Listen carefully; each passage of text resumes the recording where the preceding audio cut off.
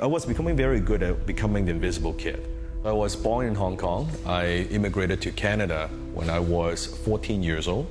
First day, I didn't even go out the door.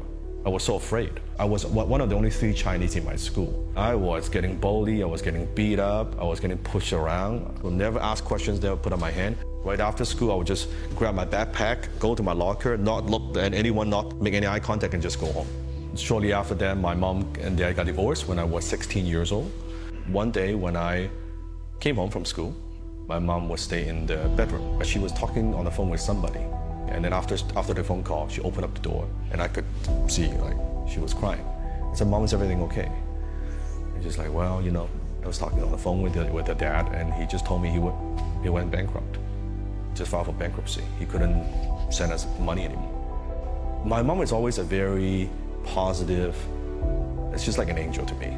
But that's the first time in my entire life that I looked at my mom now in a country where she doesn't speak the language, son doesn't kind of going through high school. Her face, the hopelessness. I said, I don't care what effort it takes, I never want to see that again. I had no father figure, I had no role model. My father, quote unquote father figure, was when it was late night, I was watching a Bruce Lee movie. It was Way of the Dragon, where he fought Chuck Norris. And he was a guy who couldn't speak English, went to Rome and got criticized. And then suddenly he was kicking ass and protecting people. So he became my hero. In a way, virtually he became that father figure I never had, that strong, muscular, strong, like kick-ass kung fu master, right? Right after that, near my house, there was a karate school. So I signed up for the karate school. That gave me the confidence, that gave me courage. And then from there, I just made a commitment, whatever it takes. I don't need my dad. I'll be the man of the family. I'll take care of my mom. So that's when I started thinking about, okay, how can I do something to make some money? And I was mowing lawns for people. I was delivering, paper, anything that would make a buck. Really, I was trying all kinds of business ideas. And then afterwards, I started my own one-man advertising agency. And that was my first taste of success. I was being able to provide for my mom. Finally, now I could go to the grocery store and not have to go to the almost expired section to buy fruit and vegetables. That was really, very much the turning point. So afterwards, I haven't talked to my dad for a number of years, right? Because I was angry at him. Until I had matured a little bit, then I call him and then we would talk about what happened. And he could see me, doing very well. I was making about $10,000 a month as a young guy, 6-figure a year. I knew he was just getting by, and he was worrying about a place to live. So at that time, I went back to Hong Kong, and I was walking down the street, the city in Hong Kong. We stopped. I looked, I said, "Dad, you see that window up there?" "Yeah." I reached in my pocket, I pulled a set of keys. I put it in his hands. My dad looked puzzled. I said, "Dad, I bought that unit for you. You got a place to live in now. It's yours." He was bawling. All he could say is, "Son, let's go get lunch." That look made everything worthwhile. At the time, we talked and said, "Next week, son, I'm going into the hospital for a regular checkup." And then I know the date after he did a checkup, I didn't get the call. I thought it was a bit strange. The next day, I got a call from my aunt.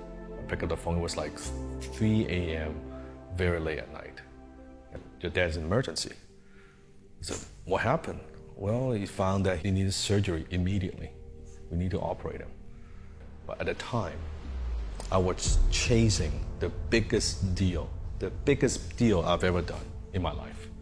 I said, I had to be in the US. I got to finish this before I would come back because it's a very important deal. I had to do a little video conference with my dad. I could see him in the hospital, hair all gray. He had this tube. He couldn't speak. I said, "Dad, as soon as I finish, I will come back and see you." right? And I thought I would make him proud. I thought I would close the deal.